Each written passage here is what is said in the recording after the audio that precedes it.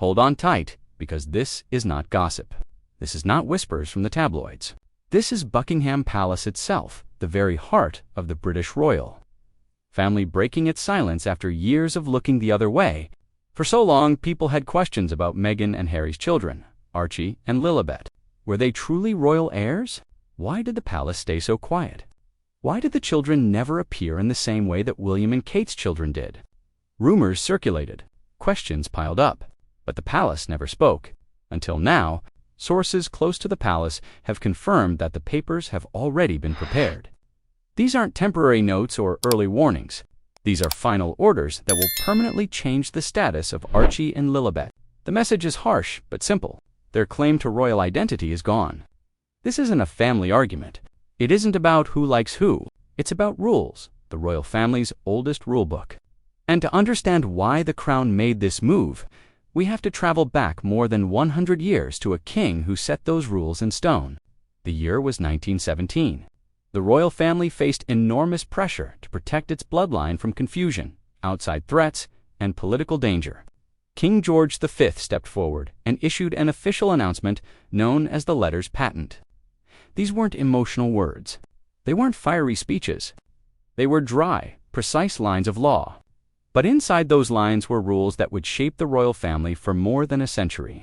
The Letters Patent laid out exactly who had the right to call themselves a prince or princess. The requirements were strict. First, the child had to come from a real royal bloodline.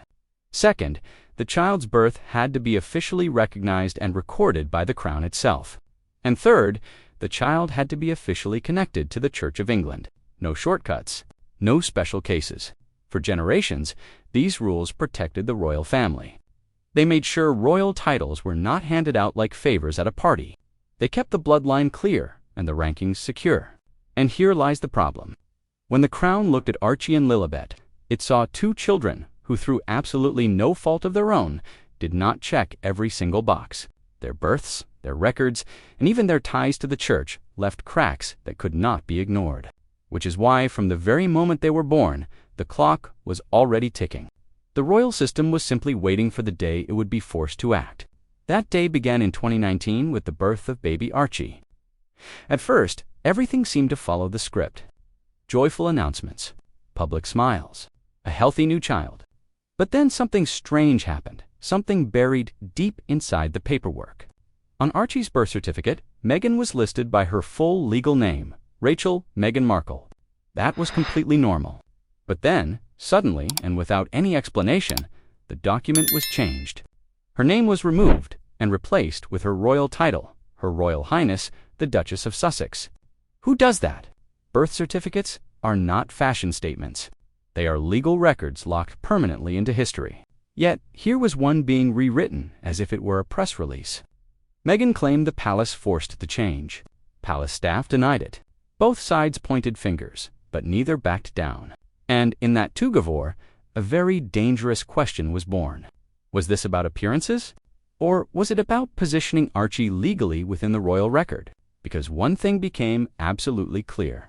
This child's entry into history was no longer smooth or simple. It was messy, fought over, and surrounded by doubt. And once doubt enters the official record, the foundation begins to crack. By the time Meghan and Harry welcomed their second child in 2021, the palace had already learned something important. Silence was louder than words. When Lilibet Diana was born, the announcement did not come from Buckingham Palace. It did not arrive with the sound of royal trumpets, proud attending doctors, or photographs of the new baby carefully prepared for the history files. Instead, it came from across the ocean, a cheerful, polished press release from sunny California. For hundreds of years, royal births were far more than family milestones. They were events written into the history books, carefully documented, witnessed, and officially recorded. The baby was never just a child. They were a symbol of continuity, living proof that the royal family was carrying on. Every detail was preserved, from the hospital announcement to the signatures of the attending royal doctors, but with Lilibet, nothing. No royal presence, no ceremonial stamp, no acknowledgement from the palace whatsoever. It was as though the royal family had quietly turned its back. For those watching closely, it felt completely unprecedented, like a curtain gently falling. sending a signal that this baby's birth, though celebrated in California, was not being claimed by the crown. If the birth raised eyebrows, what came next raised genuine alarm. Months later, Meghan proudly announced that Lilibet had been baptized in California. She spoke warmly about the ceremony, the photos, the joy of the moment. But behind palace walls, quiet whispers began. Because while Meghan's team considered the baptism fully official, the Church of England did not. And in the world of the royal family, that difference matters far more than most people realize. Don't forget to subscribe to Royal Report Daily for more royal updates. A royal christening is not simply about sprinkling holy water and taking family portraits. It is about connection. It ties the child to the church, to the crown, and to hundreds of years of royal tradition. It is a seal, one that officially writes the baby into the record as part of Britain's royal history. But palace sources claim that Lilibet's baptism was never officially registered with the Church of England, which meant that in the eyes of royal rules, it was invalid a ceremony without recognition. And so instead of strengthening her place in the royal family, it weakened it. Instead of cementing her bond with the institution, it broke it. The palace supposedly viewed the California christening not as a sacred moment, but as a break in the rules, a ritual that in royal law simply did not count, which left Lilibet in a deeply dangerous position, celebrated by her parents but ignored by the system. For Meghan, these cracks weren't just about paperwork or church records. They cut right to the heart of her identity. From the moment she stepped into the royal world, her image was built on one foundation. She wasn't just Meghan Markle.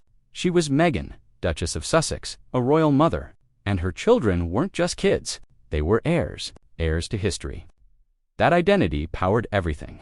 The Netflix specials, the Spotify deals, the memoir, the interviews, the carefully crafted public image, even her new lifestyle brand, American Riviera Orchard. She wasn't just selling jam jars and garden photographs. She was selling a life touched by royalty. But that shine only worked if her children carried the royal connection.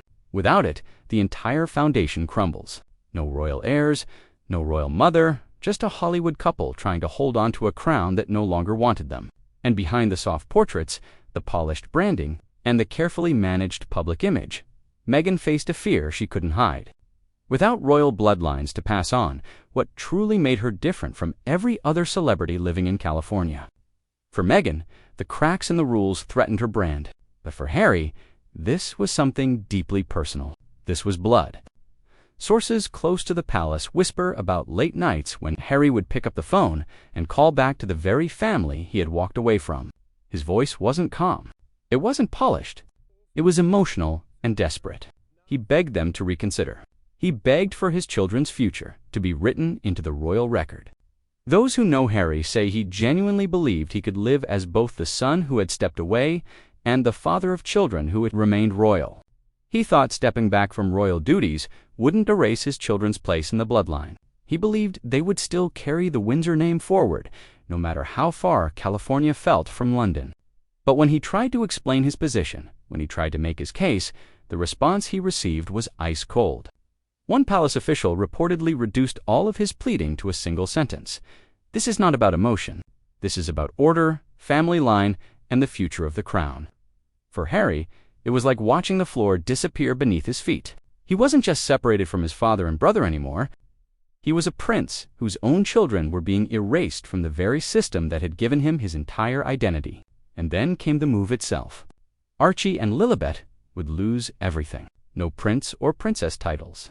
No ceremonial roles. No place in the line of succession. No crown-funded security. No recognition in the official history books of the royal family. It might sound small, just words, just names. But in the world of royalty, titles are everything. They are the keys to legacy, to recognition, and to belonging within the centuries-long story of the crown. Without them, Archie and Lilibet's names are stripped of all their weight.